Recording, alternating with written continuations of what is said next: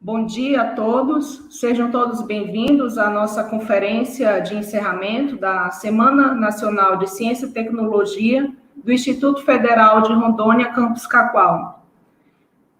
Para participar da nossa conferência de encerramento, nós temos a presença ilustre da professora titular da Universidade Federal do Amazonas, a nossa professora doutora Célia Regina Simonetti Barbalho, que irá falar sobre a inteligência artificial, perspectiva da produção técnico-científica brasileira. Professora, seja muito bem-vinda ao nosso evento, à nossa conferência. Agora, nesse momento, irei passar a fala para a professora doutora Célia Simonetti. Bom dia a todos. É um prazer imenso estar aqui com vocês. Agradecer imensamente o convite que me foi feito, a oportunidade de nós podermos bater esse papo sobre essas questões ligadas à inteligência artificial, objeto da Semana Nacional de Ciência e Tecnologia desse ano no Brasil, né? Então, é muito prazeroso a gente poder conversar, e eu trouxe uma perspectiva do ponto de vista da ciência da informação, que é a minha área, que é o meu métier, né? Para que a gente possa avaliar ou olhar, ou dar um olhar sobre questões outras ligadas à ciência e à inteligência artificial, no ponto que é exposto pelo próprio evento, que são os desafios para a implantação e ao melhoramento da inteligência artificial no Brasil. Eu, então, vou subir a minha apresentação para a gente poder conversar. Lembrando a vocês que esse vamos dizer assim, um momento primeiro para a gente poder dimensionar discussões e debates que possam acontecer posterior à apresentação. Deixa eu passar aqui, então, para subir.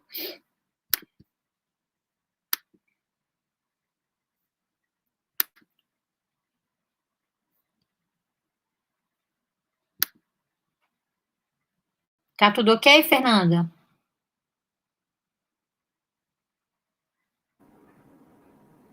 Está ouvindo a apresentação, Fernanda? Tá tudo ok? Sim, tudo ok, está aparecendo. Então, vamos lá.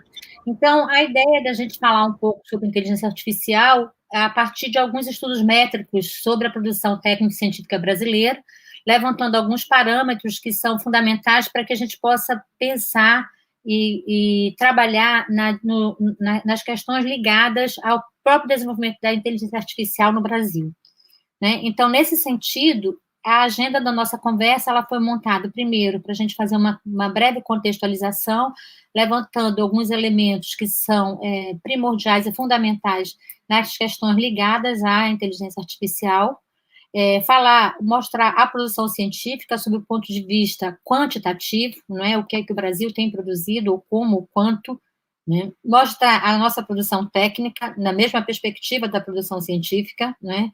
O que a gente tem produzido, e aí nós inserimos a produção técnica, especialmente na questão das patentes, e falar um pouco sobre o quadro, o panorama dos pesquisadores e grupo de pesquisas a partir do dimensionamento da plataforma do Lattes do CNPq. Tá? Então, foi nesse sentido que eu organizei a fala, para que a gente reflita sobre esses desafios que estão ligados a um aspecto fundamental que diz respeito às pessoas, ou à produção de conhecimento científico e tecnológico que envolve a inteligência artificial. Então, para a gente poder contextualizar um pouco o estudo, quer dizer, colocar um pouco ele no âmbito daquilo que a gente deseja tratar, a gente vai só lembrar, porque eu imagino que durante essa semana toda se falou muito que era inteligência artificial, se definiu, se colocou definições, então a gente vai só tomar por base alguns elementos que são fundamentais, né, que impactam no estudo que a gente vai apresentar.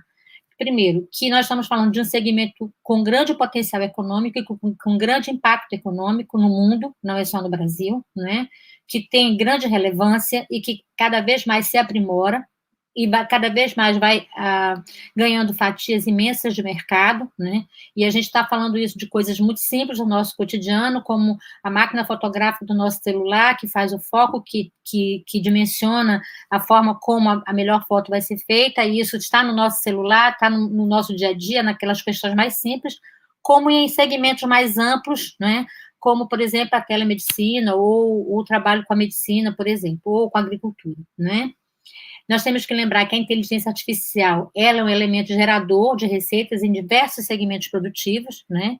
E isso ocorre especialmente se a gente pensar na transformação digital que esse dimensionamento dá, por exemplo, para a agricultura, para a indústria, para as finanças e para outras atividades que estão a ela relacionadas e que estão ligadas ao nosso cotidiano, não é?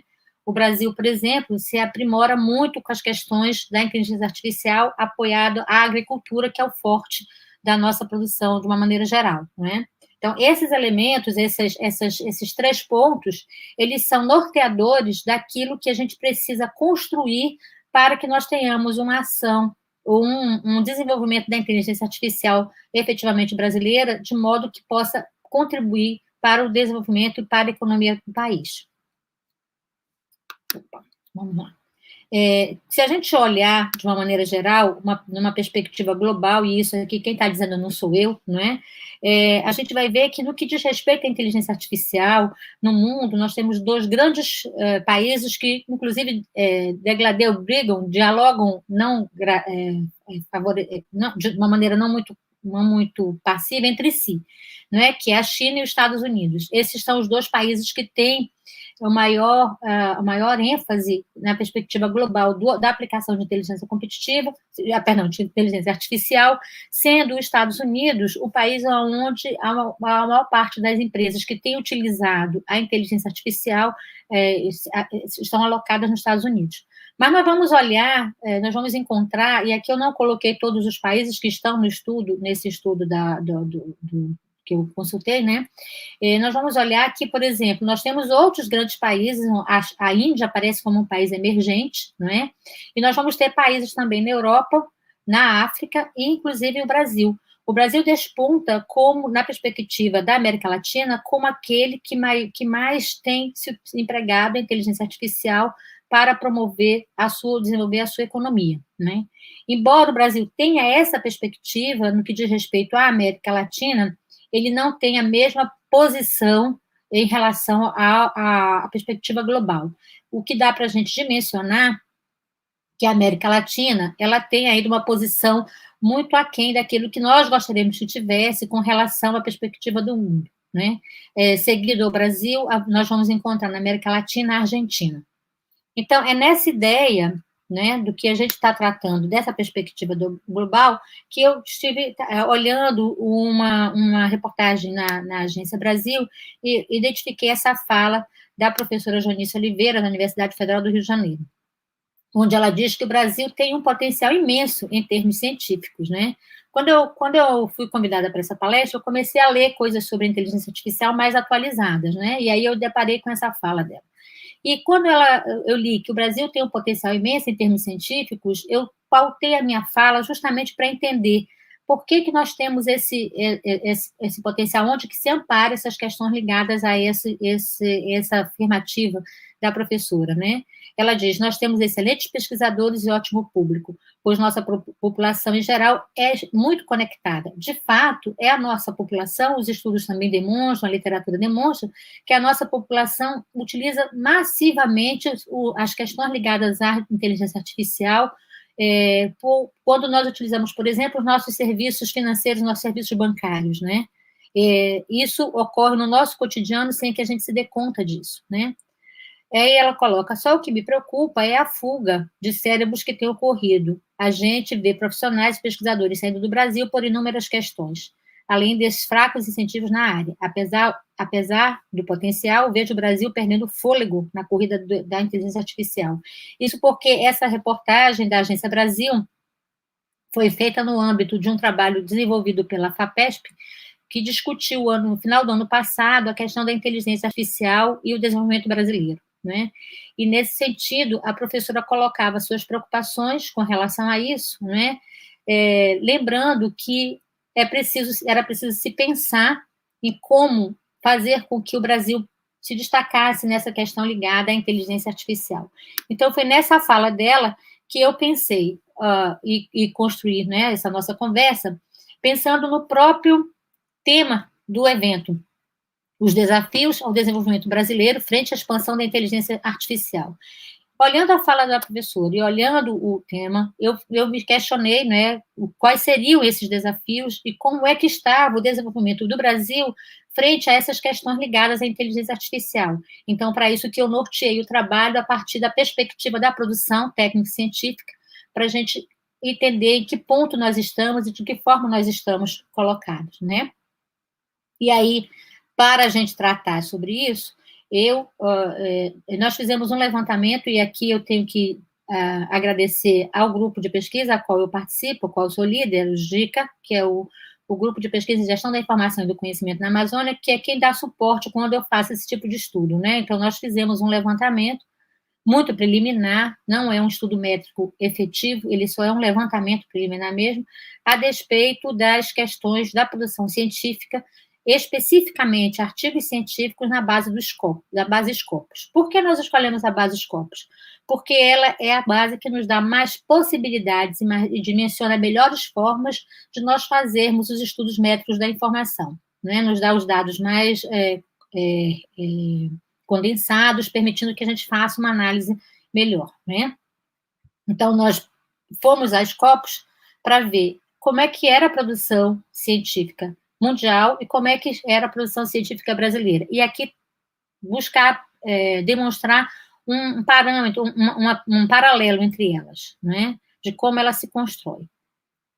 E por que nós escolhemos artigos científicos? Porque eles representam, com certeza, o que a ciência vem produzindo com mais celeridade, embora eu traga um dado também de livros em inteligência artificial.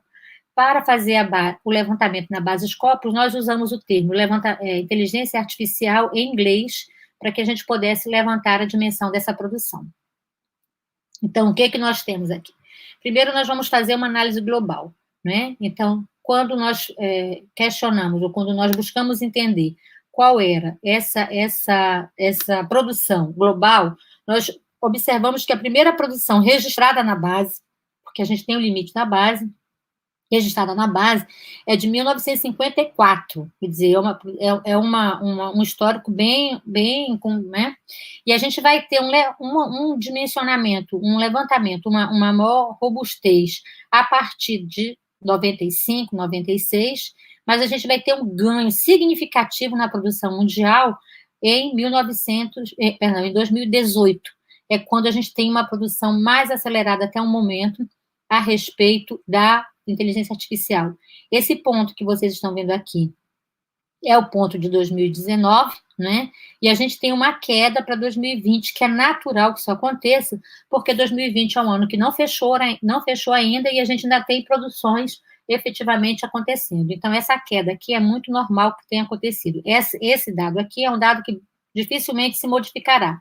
Então, o que nós podemos observar é que na questão da produção global a respeito de inteligência artificial em artigos científicos, né, em revistas consagradas, a gente vai ter uma produção muito grande em 2019, 2018, 2017 e 2018. Né? Há um avanço aqui, a gente pode observar em 2017 e uma chegada aqui em 2018. Então, é quando a comunidade científica internacional efetivamente intensifica suas publicações a respeito disso. E como é que isso ocorre no nosso país? Então, antes de eu passar para o nosso país, não, está aqui, no nosso país. Nosso país. Como é que isso ocorre no nosso país? No nosso país, a gente vai ter a primeira publicação registrada nessa base em 1974, né? E a gente tem um crescimento pequeno, segue o padrão internacional, né, de publicação, né? A gente vai ter uma elevação maior, né, que uma oscilação maior nos anos seguintes, mas vai ter o ápice em 2018. Ou seja, o Brasil segue o padrão internacional no que diz respeito à publicação de artigos sobre pesquisa, provavelmente sobre pesquisa em inteligência artificial, né? Então, nós temos aqui um ápice em 2017, uma queda em 2018, e aí a gente vai ter em 2019, como padrão internacional, a gente vai ter uma queda muito grande, né? E aqui vocês estão vendo essa perspectiva de 2022, mas é, na verdade, uma projeção, considerando que 2020 2020, 2021, 2022 serão anos em que se espera um impacto maior em diversas áreas, e não só nas áreas dos documentos da produção científica em inteligência artificial. Olhando um pouquinho na questão dos livros, né, nós nos apropriamos da ferramenta do Google, que é o Nigram, para olhar nas coleções que o Google administra, como se dá essa produção na questão dos livros, né? Então, a gente vai observar também que há uma produção a partir de 1955, quer dizer, a questão da inteligência artificial, enquanto resultado de pesquisa e produto de divulgação de conhecimento científico, ela se dá efetivamente nessa parte, embora o Brasil tenha entrado por aqui, por essa década aqui, mas a gente vai ver que os livros, né, sobre a inteligência artificial vão ter um pico aqui por volta de 90, vão ter um declínio, e eles começam a subir novamente, né, começa a haver uma produção maior a partir de 2015. Mas é importante que a gente entenda que nós estamos falando de dois mecanismos diferentes de divulgação de conhecimento científico, sendo o periódico científico aquele que tem uma maior abrangência em função da celeridade como ele é publicado e da forma como a comunidade, a partir das questões ligadas à ciência aberta e ao acesso aberto, a comunidade científica passou a acessar esses conhecimentos produzidos em periódicos, muito mais do que nos livros, né? No que diz respeito às áreas em que estão sendo publicadas, que foram publicados os documentos, a gente vai olhar, e isso era natural que acontecesse, que a grande maioria dos conhecimentos produzidos são ligados à ciência da computação, né? Então, a gente tem aqui, isso nós estamos falando em termo global. Então, nós temos aqui 42% dos documentos produzidos, seguidos da matemática, com 17%, das engenharias, né? E aí nós vamos ter outras áreas, como a medicina, como as ciências sociais, ainda ligadas a isso aqui, e a biotecnologia ou a bioquímica, né, como está colocado aqui. Quando nós olhamos esse dado do Brasil, nós vamos ter um espelhamento daquilo com uma diferença que eu considerei significativa quando a gente olha para o Brasil, né? Nós temos a ciência da computação como primeira área, que mais se produz, a matemática como a segunda, a engenharia como a terceira, tal qual acontece no mundo. Mas nós vamos encontrar aqui coisas que são da perspectiva brasileira, que eu acho bem importante. Por exemplo, nós vamos encontrar aqui alguma coisa ligada à agricultura, né? Que, como a gente falou, é uma coisa muito importante no Brasil, considerando o tamanho do que o Brasil desempenha no que diz respeito à exportação de produtos agrícolas, né? O que demonstra que a comunidade brasileira que produz cientificamente sobre a área, ela está ligada também, obviamente, às necessidades locais, o que pode contribuir significativamente para o desenvolvimento do nosso país. E nós vamos encontrar também aqui uma outra coisa interessante, que é a questão da energia, né? A questão da inteligência artificial ligada às questões energéticas, o que também é diferencial, porque isso não aparece no gráfico geral do global, mas também caracteriza aquilo que é importante, que dimensiona elementos essenciais para a IA brasileira, né, para a inteligência artificial brasileira. Então, são pontos importantes que estão ligados diretamente ao desenvolvimento ou às demandas nacionais, demonstrando que há, na comunidade científica brasileira, que trabalha com inteligência artificial, uma preocupação com as respostas que nós devemos dar à sociedade quando nós estamos falando de produção de ciência, de tecnologia.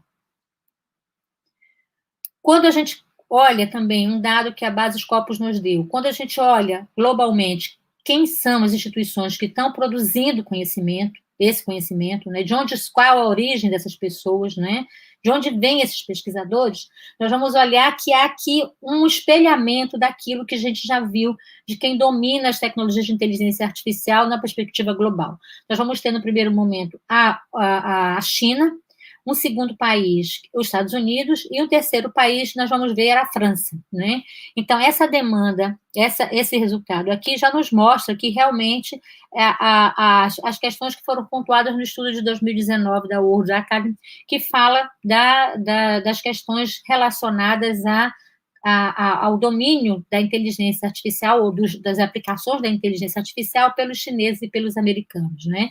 Nessa perspectiva aqui, das 15 maiores instituições, a gente vai ver que o Brasil não aparece, né? Não desponta entre os 15, porque a nossa produção ainda é muito, em relação ao mundo, ainda é muito insignificativa. Mas nós vamos encontrar também instituições. Aqui a gente tem a Academia Chinesa e aqui nós temos uma universidade americana na Pensilvânia. Nós temos o centro de pesquisa, que é o CNPq francês.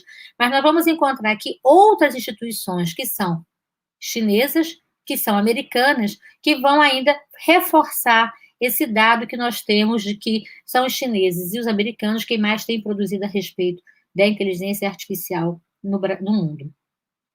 Quando nós olhamos, então, desses documentos, quando nós olhamos o total de documentos produzidos pelo país, a gente vê que aqui cresce os Estados Unidos, a China, como já era uma demanda, uma tendência, não é?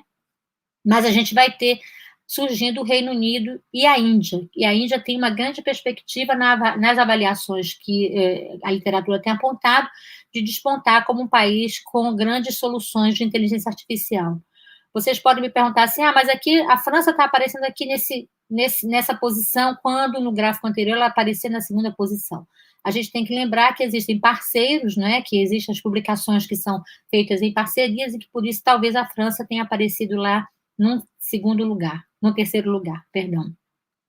E quando nós olhamos para o Brasil, para saber quem são essas instituições que estão efetivamente pesquisando e publicando a respeito, nós vamos ter 3 grandes universidades brasileiras, né, que se destacam.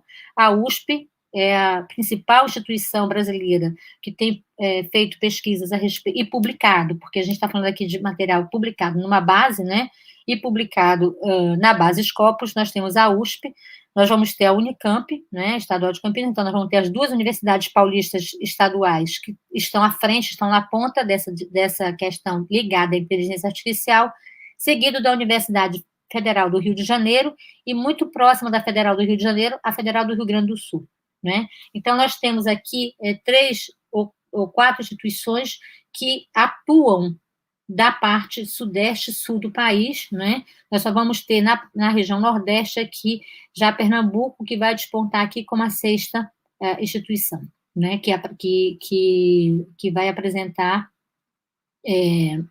publicações sobre inteligência artificial.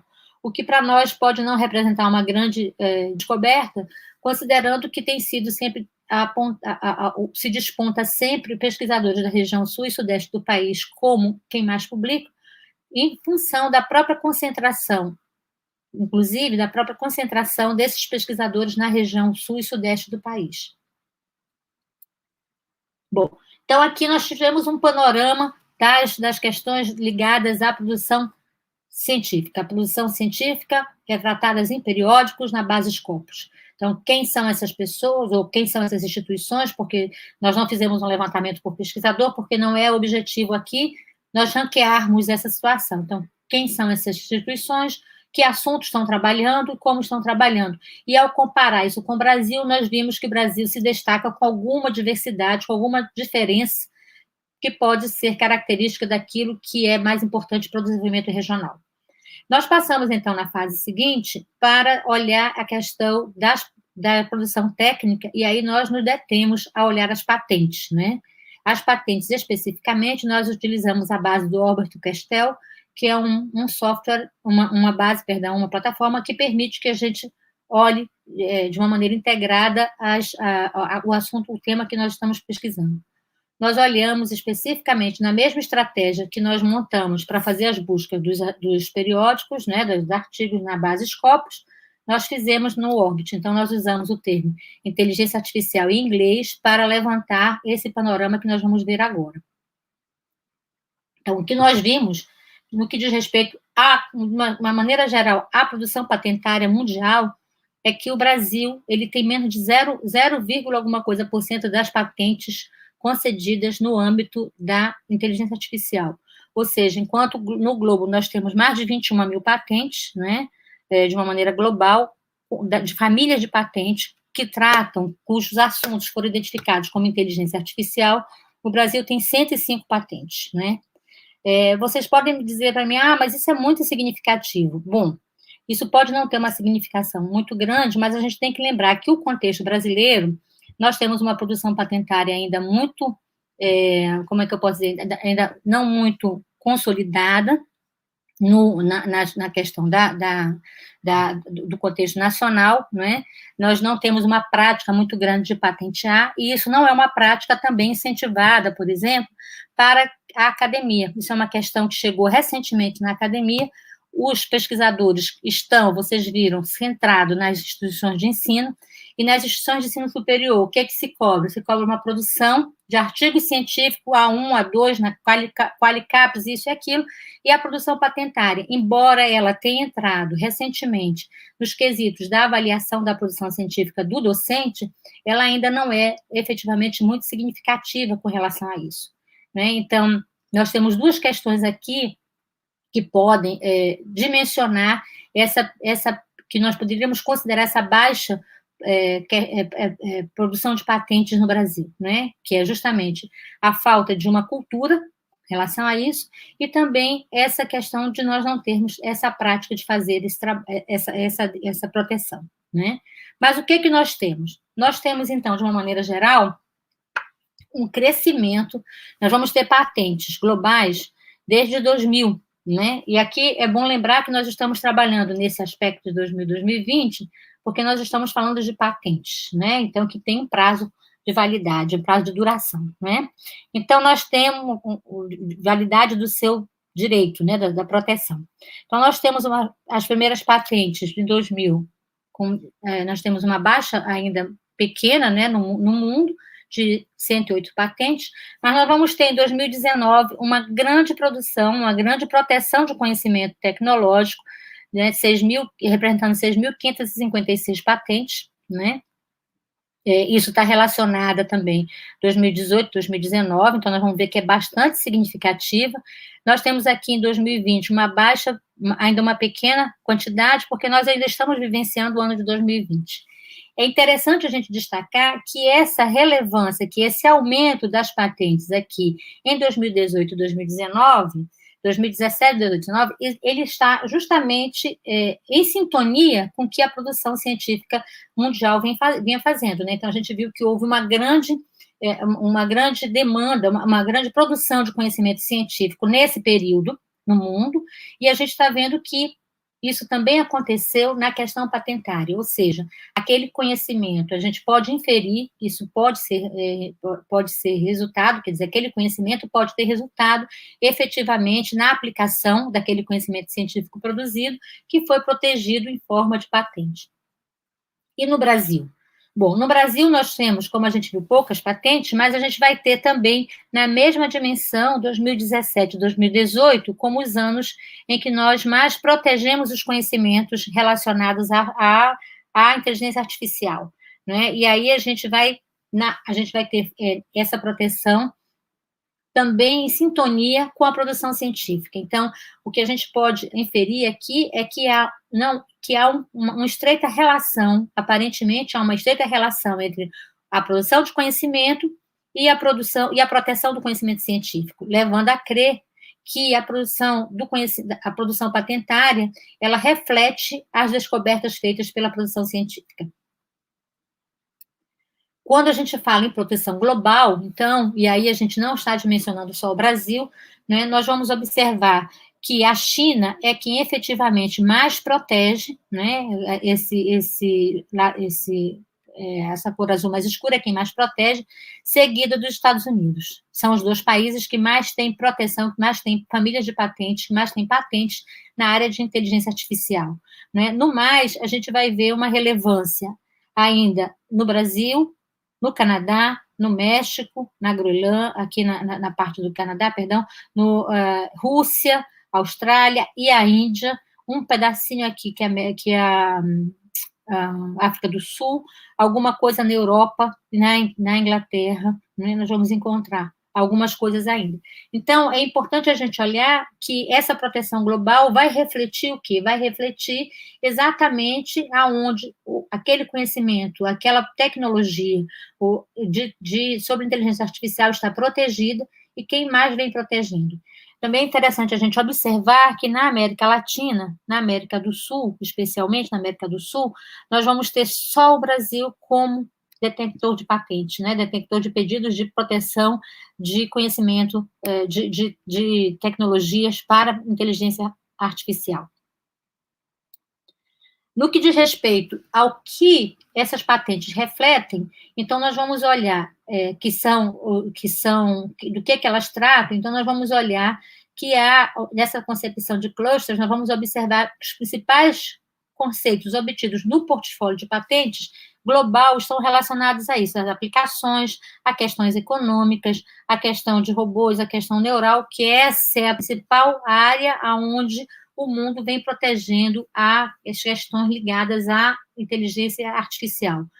Quando nós olhamos isso para o Brasil, nós vamos ver que a gente não vai ter uma diferença grande, né? Que nós vamos também estar protegendo muito mais essa concepção ligadas a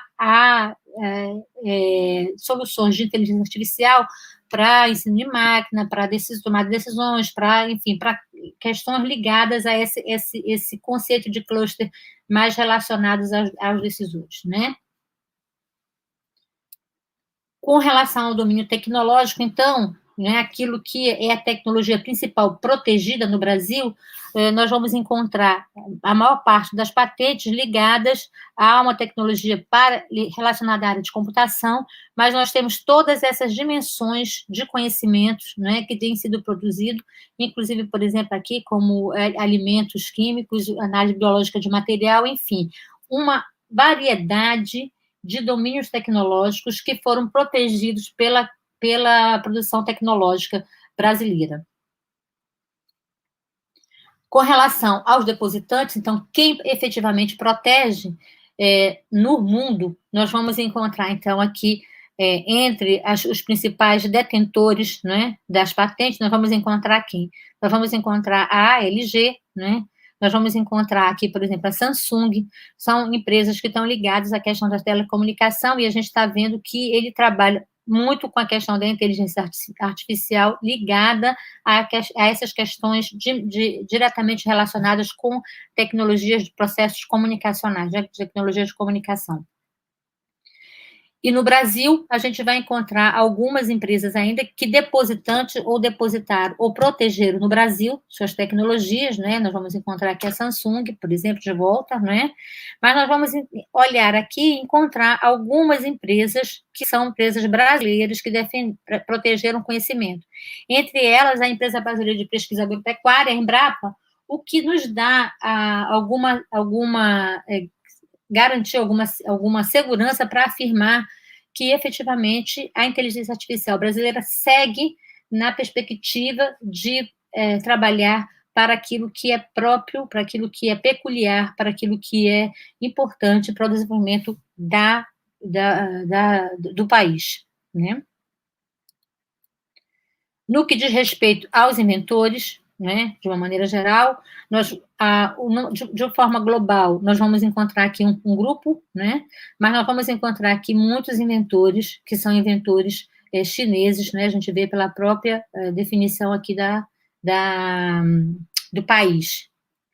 Né, e quando a gente olha isso, que a gente vê os brasileiros que estão ligados, né, nós vamos encontrar alguns pesquisadores, algumas pessoas, alguns nomes que podem denotar que não sejam brasileiros, mas pelo sobrenome, pelo nome, né, mas que protegeram esse conhecimento no Brasil.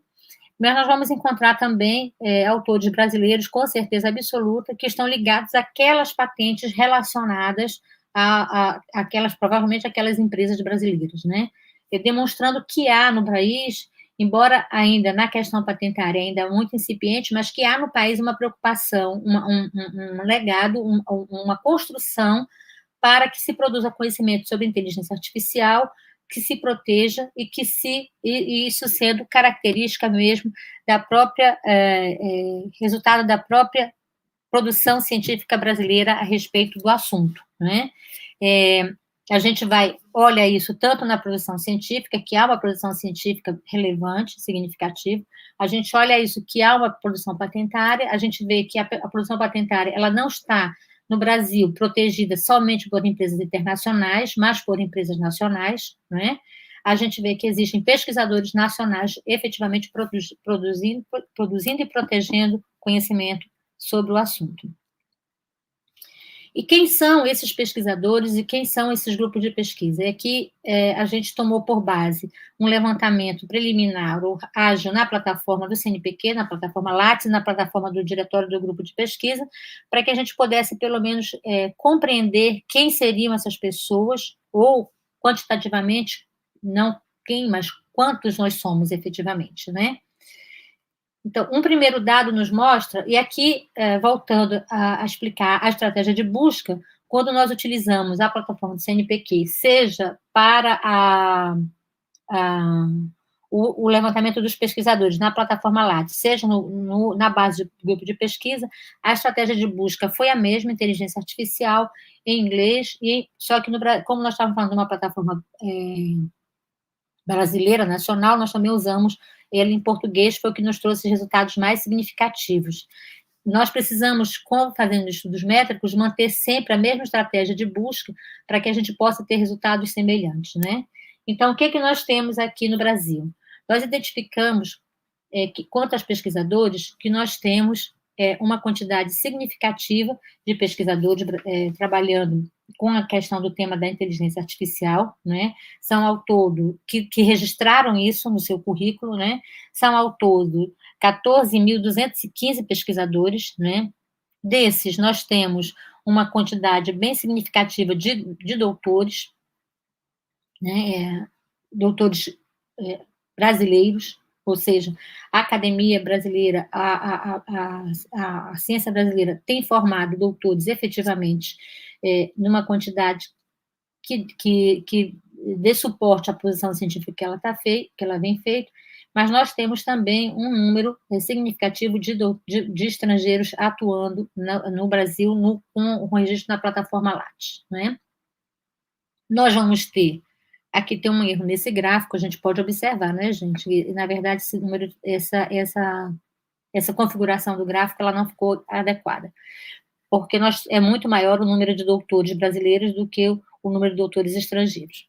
Nós temos também mestres, né, trabalhando, já formados, que trabalham com a inteligência artificial, que afirmaram que trabalham com a inteligência artificial, e nós vamos ter um número de 96 mestres estrangeiros atuando no Brasil. Desse conjunto de pesquisadores, 663 pesquisadores, né, eles possuem Bolsa Produtividade, CNPq, na modalidade, com a maior concentração na modalidade 2, o que significa que nós temos efetivamente, como afirma a professora, nós temos efetivamente uma comunidade atuando em inteligência artificial e produzindo conhecimento que se refletiu naquele levantamento de periódicos que a gente viu, né? Dessa quantidade de pesquisadores que nós temos, né, 5.715 estão inseridos no diretório do grupo de pesquisa, ou seja, desses 14.215 pesquisadores, 41,20% estão inseridos no grupo de pesquisa. O que isso significa? Significa que nós temos pesquisadores que estão integrados, né, e que estão produzindo conhecimento científico a respeito da inteligência artificial, permitindo que, então, novos saberes sejam construídos e novas dimensões sejam dadas, né? Porque essa quantidade de pesquisadores, muito provavelmente, era preciso que nós olhássemos cada um dos 566 grupos, né? Nós vamos ver daqui a pouco, mas provavelmente esses pesquisadores trabalham na liderança de grupo de pesquisa. Então, nós temos aqui, com relação ao diretório do grupo de pesquisa, nós temos 591 grupos de pesquisa, né? Trabalhando, atuando, né? E que possuem 556 linhas de pesquisas voltadas para essa questão ligada à inteligência artificial, né? O que é bastante representativo, o que é bastante significativo quando a gente considera que esse grupo tem produzido efetivamente os conhecimentos que estão sendo dimensionados na perspectiva daquilo que se estabelece sobre a inteligência artificial no Brasil. Então, o que a gente pode colocar à guisa de conclusão é que o Brasil, efetivamente, tomando por base a assertiva da professora da UFRJ, o Brasil efetivamente tem um potencial em termos científicos e tecnológicos para se destacar e competir nesse complexo contexto que significa a inteligência artificial global. Há potencialidade, o Brasil efetivamente pode contribuir com grande relevância para esse campo, considerando que nós temos pesquisadores bem estabelecidos, com seus grupos de pesquisas consolidados, com trabalhos publicados em bases como a Scopus, que é uma base que envolve bases internacionais de maior relevância, considerando que essas pessoas possuem patentes que estão produzindo e estão protegendo, né? Então, portanto, possuem conhecimento tecnológico. Então, o Brasil tem transformado o seu conhecimento científico em conhecimento tecnológico, né? Mas o grande desafio para responder e para colocar a questão ligada ao tema do evento, né, até para finalizar, o grande desafio brasileiro, na verdade, é coordenar os esforços que são de diversas naturezas.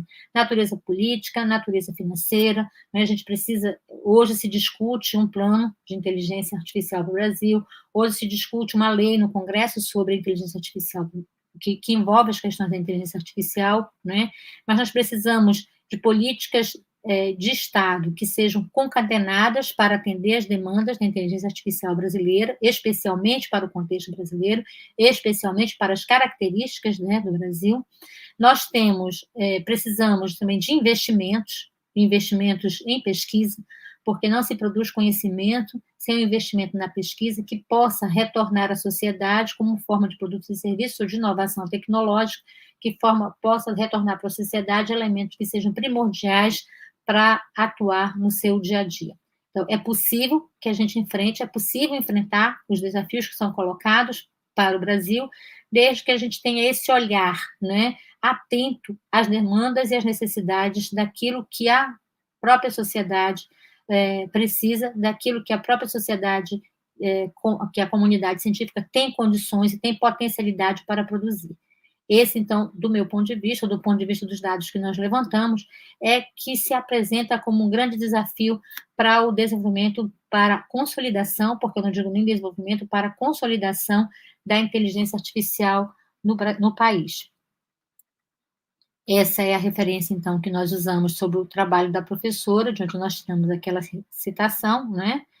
E eu me coloco à disposição para que a gente possa conversar, lembrando a vocês, agradecendo publicamente a contribuição do Grupo de Gestão da Informação e do Conhecimento da Amazônia, que é o grupo que eu coordeno, na configuração desse estudo preliminar, uma abordagem ainda muito básica daquilo que a gente considera elementos primordiais para compreender a dimensão, o dimensionamento e a mobilidade de um campo de conhecimento como é o campo da inteligência artificial no Brasil.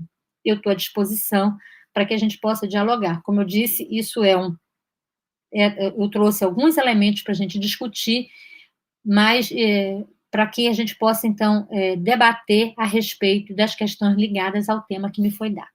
Mais uma vez, eu agradeço a oportunidade da exposição e estou à disposição para qualquer pergunta. Muito obrigada, professora Célia. Nós temos uma pergunta, no momento, por enquanto, do professor Marco Barros.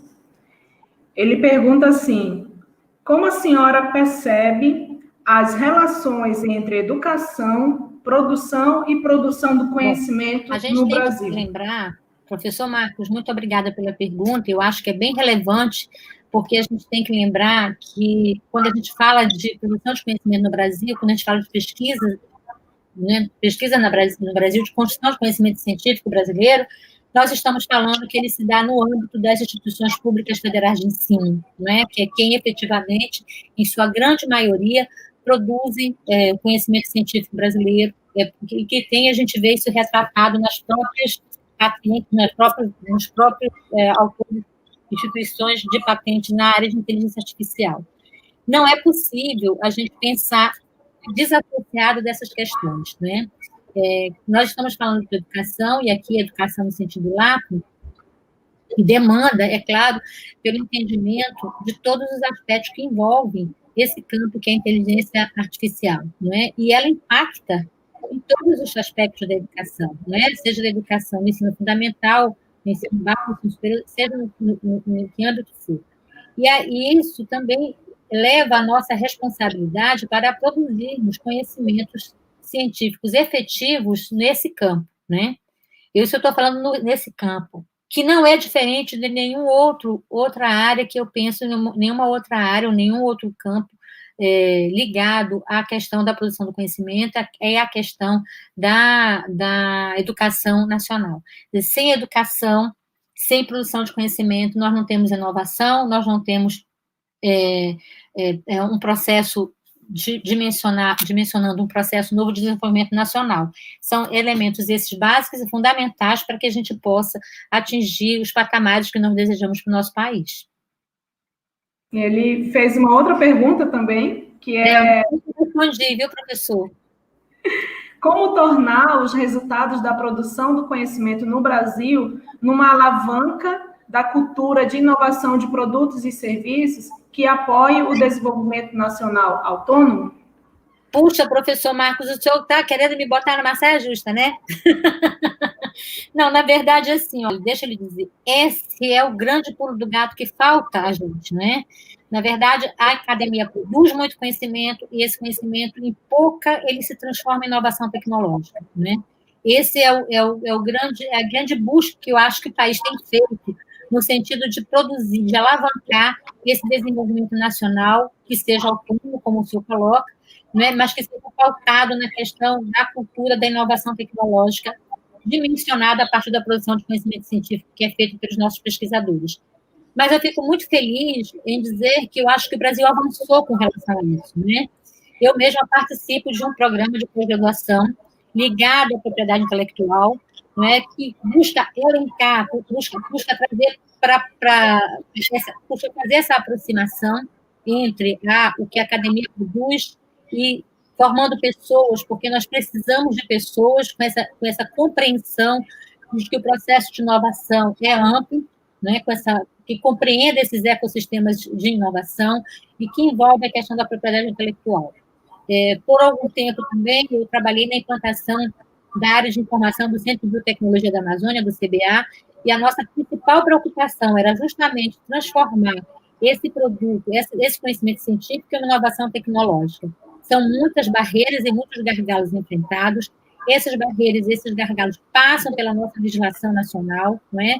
Especialmente quando a gente fala de produtos da Amazônia, da biodiversidade da Amazônia. Então, passa por esses gargalos que são colocados pela nossa legislação, mas que, efetivamente, nós precisamos encontrar meios para superar esses gargalos e poder tornar o nosso conhecimento em um produto na prateleira da nossa sociedade, né? Consumido pela nossa sociedade, consumido por aqueles que efetivamente precisam de soluções e soluções práticas para os seus problemas cotidianos.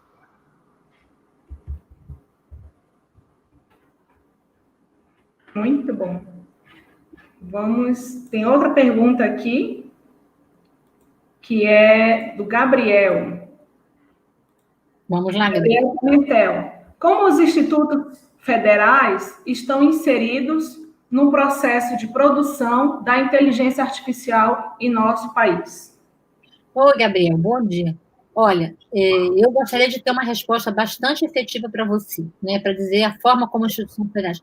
Mas os institutos federais, eles também fazem parte dessa perspectiva da produção de conhecimentos tecnológicos, né? Eu vejo um esforço muito grande de muitos institutos federais no sentido de promover o conhecimento e promover um conhecimento tecnológico associado que possa gerar uma inovação. Né? Eu não tenho dados efetivos para dizer a você especificamente sobre a questão da inteligência artificial relacionada aos institutos federais. Até porque o levantamento que nós fizemos foi um levantamento geral. Né? Nós precisaremos olhar as especificidades dos institutos federais para ver como eles se inserem no processo da inteligência artificial dentro do nosso país. Né? Isso realmente seria um estudo bem interessante, mas que demandaria de a gente olhar esses dados de outra forma, a partir de outras estratégias de busca para poder identificar.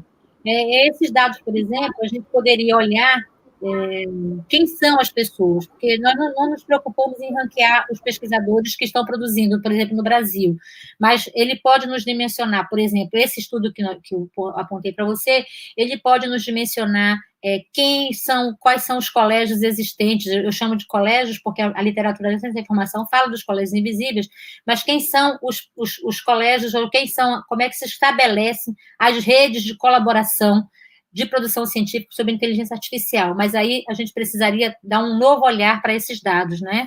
Mas eu fico devendo a você essa resposta sobre a inteligência artificial e os institutos federais, porque, infelizmente, não foi isso que a gente levantou, precisamente.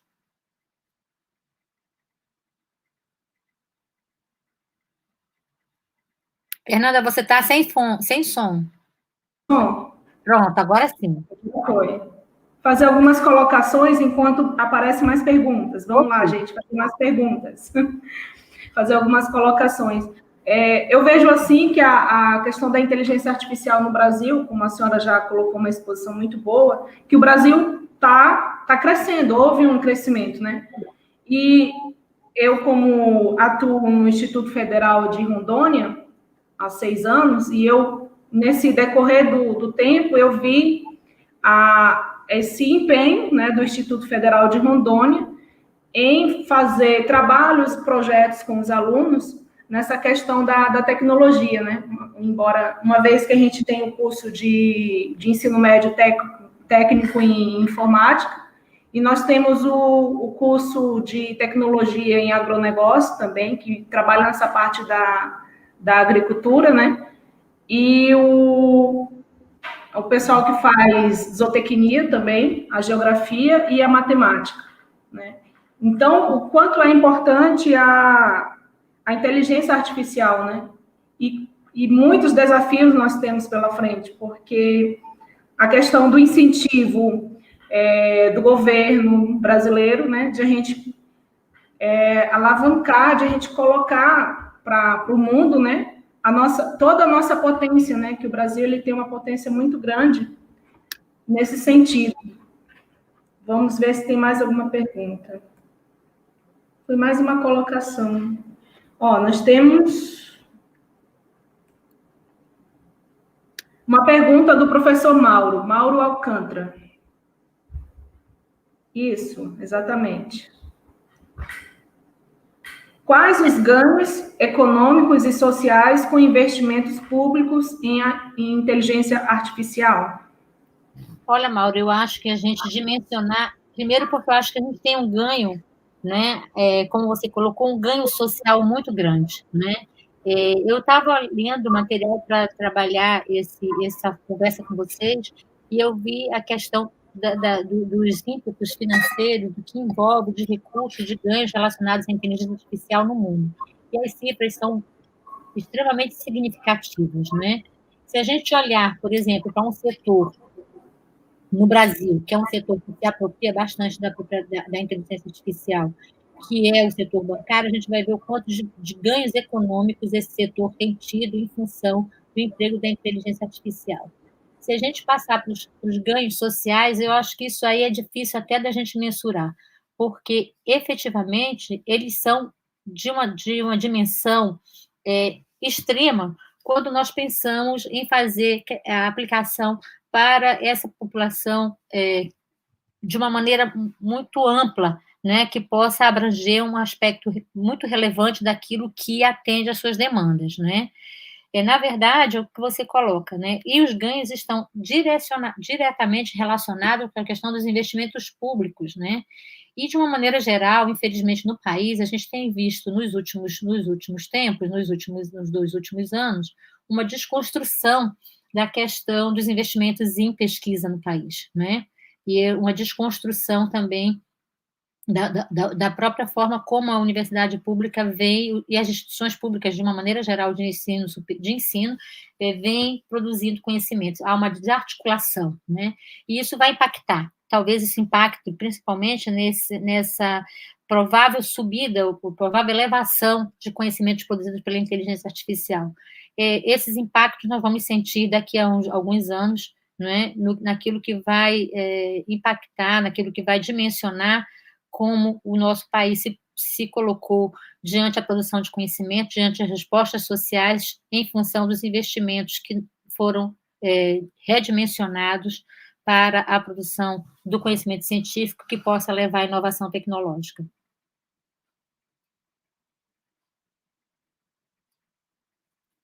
Você está sem microfone, Fernanda. Nós temos uma pergunta do professor Marcilei. Como os pesquisadores podem atuar no sentido de superação deste descaso de investimentos públicos para a resolução, por meio dos resultados da ciência, dos problemas efetivos da população? Olha, Marcilei, ontem ainda eu conversava sobre a questão da fake science, né? Das notícias falsas sobre a ciência, né? Era a conversa que eu tive ontem com os bibliotecários de Roraima. Me preocupa bastante essa questão da falta de investimento, né? E especialmente nessa situação dessa construção de descredenciar, de desqualificar a ciência, né, de uma maneira geral, como aquilo que possa trazer uma efetiva solução para a população brasileira, para a população de uma maneira geral, para o mundo de uma maneira geral. Então, o mundo hoje espera que eu digo a comunidade científica, ofereça uma resposta pronta para a Covid, né, que é o que mais preocupa todo mundo quer uma vacina para ontem, né? Mas não há esse olhar, especialmente nessa desarticulação do investimento público para a pesquisa no Brasil, não há esse olhar de que uma solução ela passa por uma dimensão de diversas áreas que vão construir um conhecimento, né? Então, eu não vejo uma receita pronta para superar esse descaso. Eu lamento muito por ele, né? Como acredito que todos nós que trabalhamos na ciência nesse Brasil. Eu lamento muito que isso esteja acontecendo, que haja uma desconstrução, eu estava olhando outro dia também, aliás, já há algum tempo, né, há todo um investimento em descredenciar a filosofia enquanto uma área em que deve se investir para a produção de conhecimento, e a filosofia é tão basilar para as questões da inteligência artificial. Ela é considerada um dos elementos basilares, né, pelo que eu pude observar, para a construção de soluções ou de indicativos para a inteligência artificial. O que se precisa olhar? Né? Esse olhar pragmático, que me parece que às vezes é dado, vamos investir naquilo que vai trazer resultado, ele ignora que há toda uma abordagem, há todo um respaldo feito por diversas áreas do conhecimento que podem nos levar a produzir efetivamente um conhecimento, uma inovação, algo que venha ao encontro das demandas da população brasileira, né?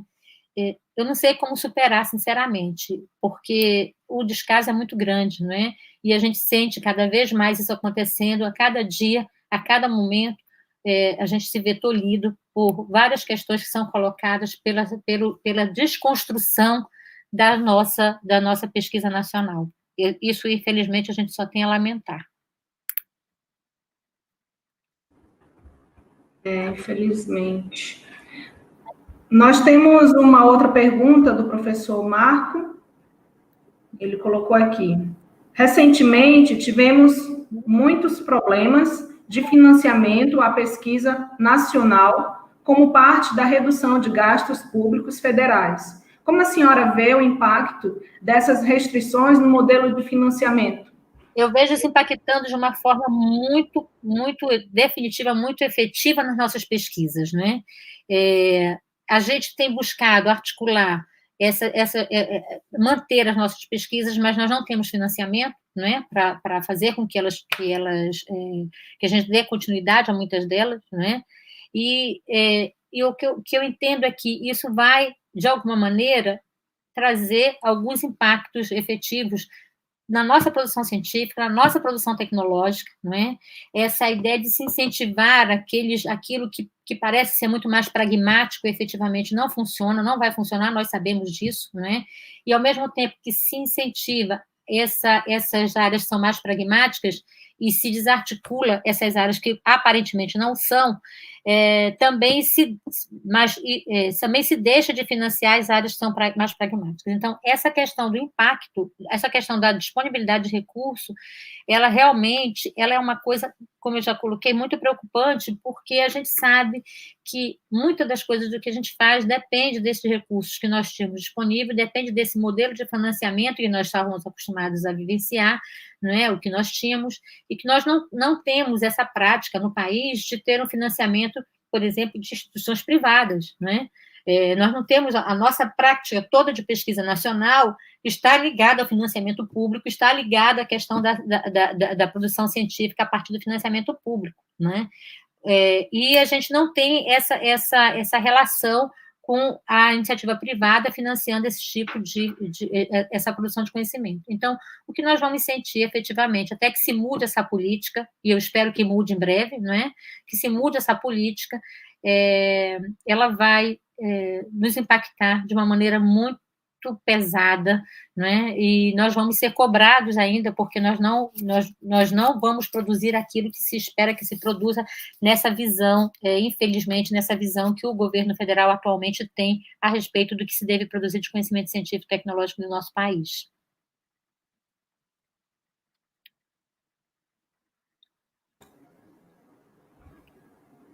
Eu acredito que respondeu, né, professor Marco? Eu pensando agora, né, nas suas falas, professora, e vendo aqui também o debate que as pessoas estão colocando aqui no chat, né, as perguntas que foram colocadas, esse desafio da inteligência artificial, de você fazer os projetos, a questão do financiamento, e em muitos dos casos acontece de financiar algum determinado projeto e outro não, e aquele que a gente tem certeza que vai ser financiado, que você vai conseguir financiamento, que vai para o avanço da própria saúde, a tecnologia no Brasil, e aí a gente encontra essa barreira. E, de certa forma, a senhora até já explanou, e de que forma que o pesquisador, agora eu vou tentar fazer uma pergunta, de que forma o pesquisador ele pode, quais são os meios que ele pode conseguir, já que quando ele encontra essa barreira de não conseguir o financiamento? Por exemplo, a senhora citou bastante a ausência das instituições privadas, que não se tem esse olhar, essa preocupação de investimentos pesados, né, de investimento na área de pesquisa. Mas de que forma que se pode, o pesquisador do órgão público, ele pode driblar para poder conseguir ir para frente essa pesquisa, esse projeto, essa inovação? Bom, eu vou falar assim das alternativas que nós temos encontrado no GICA para continuar produzindo, não é?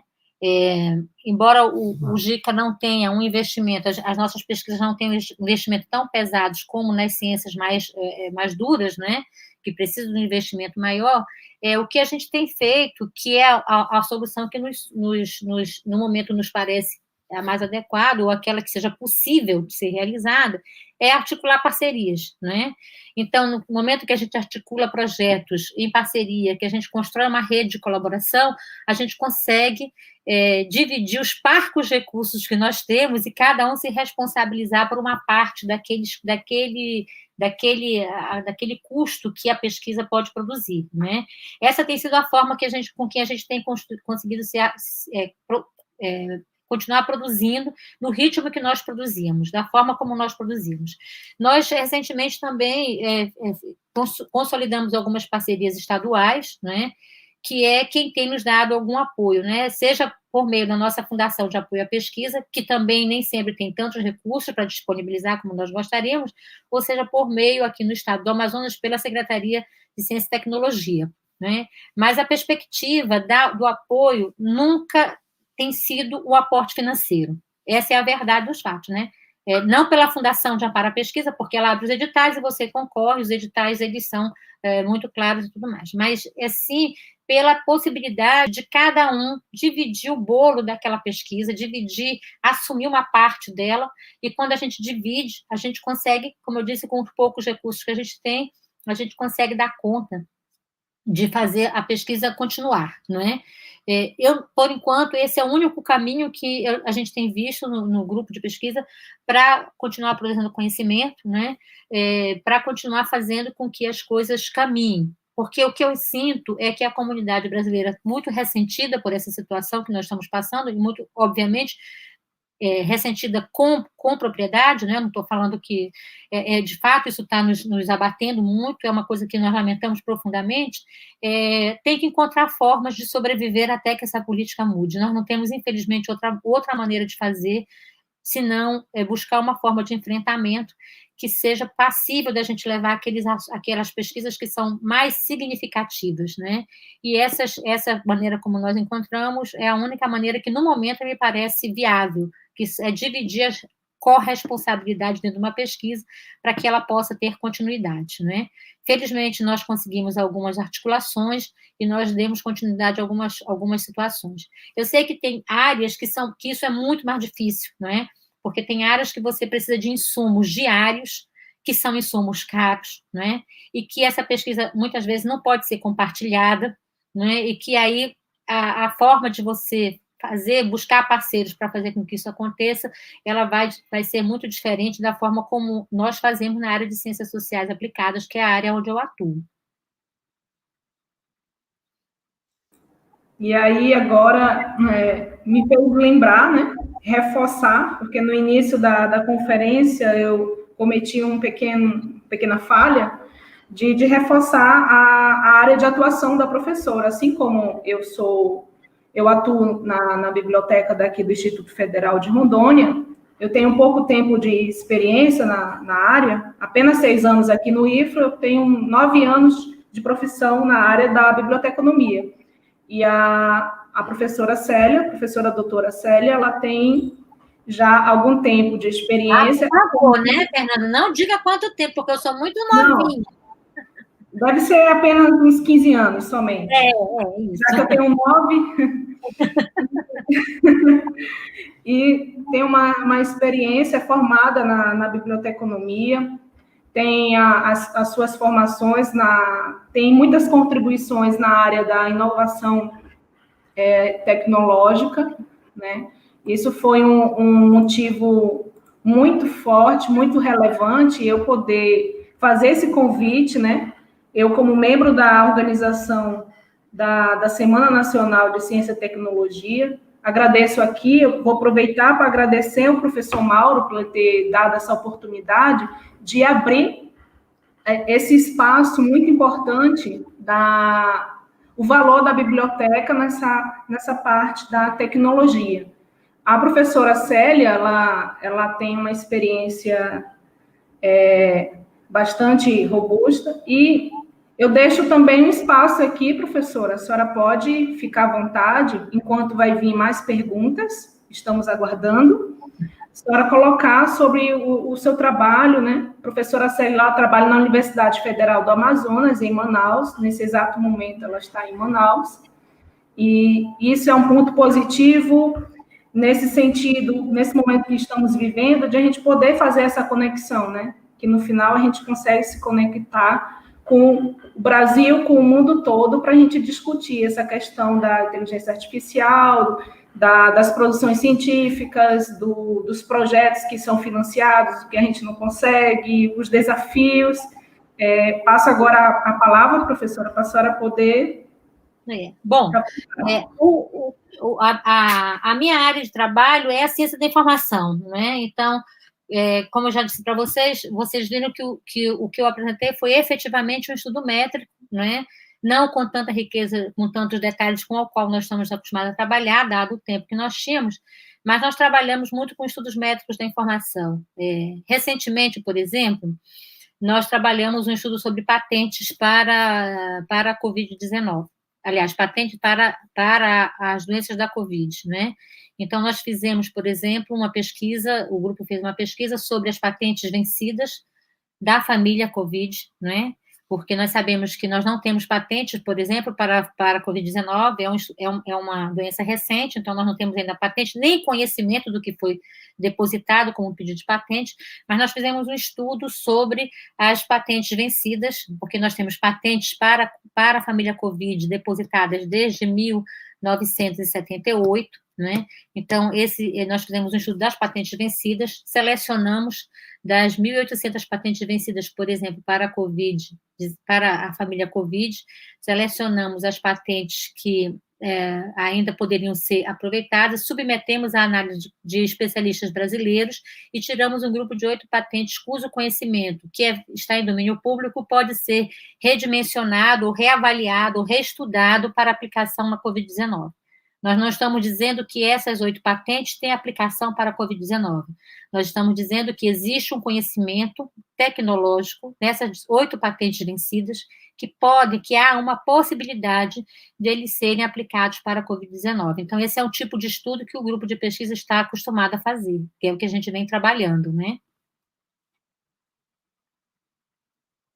Temos uma pergunta. Temos uma pergunta. Como há relação entre a complexidade das cadeias produtivas e os ganhos econômicos com a ciência? O Brasil corre o risco de ampliar a desindustrialização em curso desde a década de 1990. Corre sim, professor Marcos, isso é certo, né? Há uma relação realmente complexa, né, entre as cadeias produtivas e esses ganhos econômicos com a ciência, que não são claros, que não são postos, né, que não são muito visíveis, muitas vezes, né, e a gente tem uma preocupação muito grande quando a gente fala desses ganhos econômicos, quando a gente fala do local onde nós falamos, da Amazônia, né? Porque nós estamos falando de elementos ligados a uma produção de conhecimento, por exemplo, de conhecimento tradicional, que pode impactar de modo muito significativo na contribuição econômica do nosso país, né? Mas a gente tem que ver a complexidade dessa relação, como você bem coloca, né?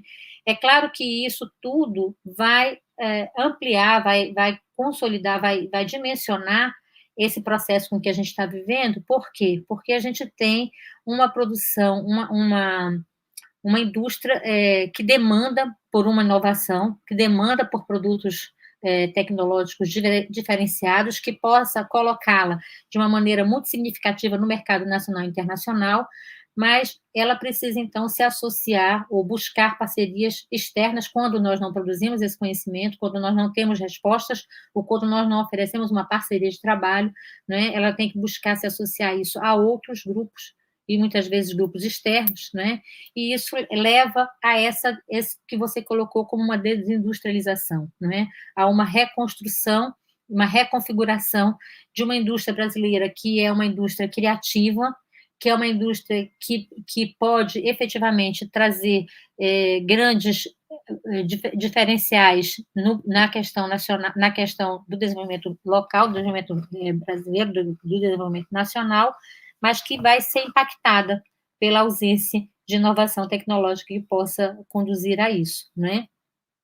Eu me reporto sempre às questões ligadas à nossa regionalidade, porque a gente tem uma grande indústria aqui, né, uma grande potencialidade de desenvolvimento relacionado com as nossas potencialidades regionais, que estão impactadas definitivamente com as questões da falta de recursos, né?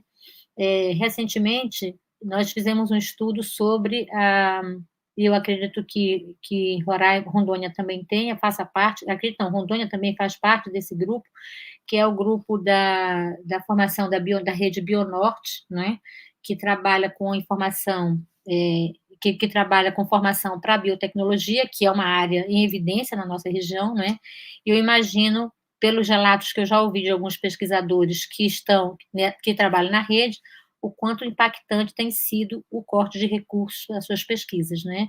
E nós estamos falando de uma pesquisa que efetivamente traz inovação, que efetivamente desenvolve a nossa região, que efetivamente tem uma potencialidade de trazer grandes benefícios para nós como um todo, né? E aí a gente vê isso sendo desconstruído, né? Infelizmente.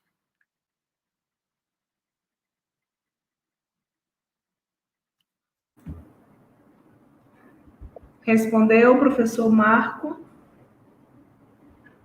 Depois no chat. Acredito que sim.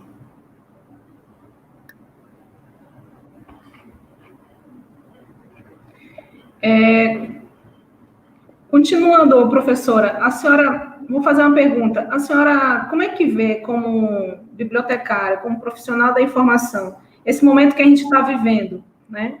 Da questão da vacina, a senhora até comentou um pouco, né? Essa pressa de poder, o Brasil, o mundo todo, de poder fazer essa vacina, várias empresas fazendo, mas como é que a senhora vê essa questão das notícias, desses fakes, do que é real, do que não é real, de como a gente comprovar essas informações, esse momento, e é uma correria, é como se fosse tipo uma competição para ver quem é que consegue, né, ter a informação certa e correta sobre a vacina, né, porque aí se tem a questão da publicação também. De que forma a senhora vê toda essa situação nesse momento? Bom, eu vou começar falando aqui uma coisa que não tem muito a ver com a pergunta da Fernanda, mas porque eu estou vendo que nós temos pesquisadores aqui, que é bem importante que vocês entendam essa dimensão do que a área, do que a ciência da informação pode contribuir para as pesquisas de vocês, não é? No geral, quando você ouve falar da biblioteconomia, você pensa numa atuação única e exclusivamente na biblioteca, não é? E, na verdade, o profissional da informação ele está apto a lidar no contexto da informação, né? nesse amplo aspecto que significa informação. Seja numa busca para uma revisão sistemática, seja numa busca de conhecimento tecnológico, como patentes, numa base de patente, seja inserido em vários aspectos que envolvem todo o preceito da pesquisa, né? Então, isso é bem importante a gente entender. E a ciência da informação e a biblioteconomia, elas são parceiras em todos os tipos de pesquisas que possam ser desenvolvidas, né? Então, é bem importante a gente entender que vocês podem contar com as questões relacionadas a essa área, né, a esse campo, para dimensionar, para redimensionar, para repensar, para buscar elementos, para fundamentar, para subsidiar as pesquisas que são feitas pelos pesquisadores, né? Então, isso é bem importante a gente falar, porque, no geral, a gente não tem essa perspectiva do quanto amplo a área pode atuar e a área pode contribuir, né? E eu vejo aqui bastante pesquisadores interessados e preocupados, né, em dar continuidade às suas pesquisas, e isso é bem importante que a gente olhe e tenha esse olhar sobre a contribuição e as parcerias com diversas áreas para que a gente possa alavancar ou continuar conduzindo nossas pesquisas dentro dos limites que estão nos sendo impostos, né? Com relação às fake news ou a fake science, nós não temos outra postura a tomar, não é? Que não seja a de ter o zelo, efetivamente, em olhar a informação que está sendo repassada. Não há outra forma de fazer. Existem várias técnicas, existem muitos estudos, existem estudos bastante interessantes sobre a questão das fake news e da fake science, apontando que nós temos um ecossistema de desinformação construído, né? Esse ecossistema, ele é composto por aqueles que pensam as notícias falsas que vão trabalhar, aqueles que constroem as notícias falsas e aqueles que disseminam as notícias falsas, né?